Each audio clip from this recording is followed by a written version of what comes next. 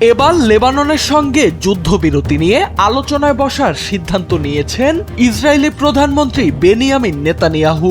মার্কিন president Donald ট্রাম্পের চাপেই তিনি এমন সিদ্ধান্ত নিয়েছেন বলে জানিয়েছে মার্কিন সংবাদ মাধ্যম সিএনএন। প্রতিবেদনে বলা হয়, বুধবার ট্রাম্পের সঙ্গে কথা হয় নেতানিয়াহুর। এ সময় লেবাননে হামলা কমানো এবং দেশটির প্রতিরোধ যোদ্ধাদের নিরস্ত্র করার লক্ষ্যে আলোচনা শুরুর আহ্বান জানান ট্রাম্প। তবে বাস্তবে হামলা কমানো হয়েছে কিনা তা এখনো স্পষ্ট নয়।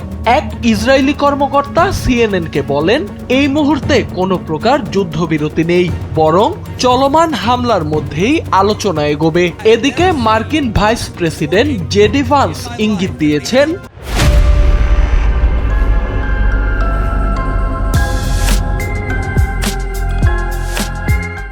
লেবাননে হামলার ক্ষেত্রে ইসরায়েল কিছুটা সংযত হবে।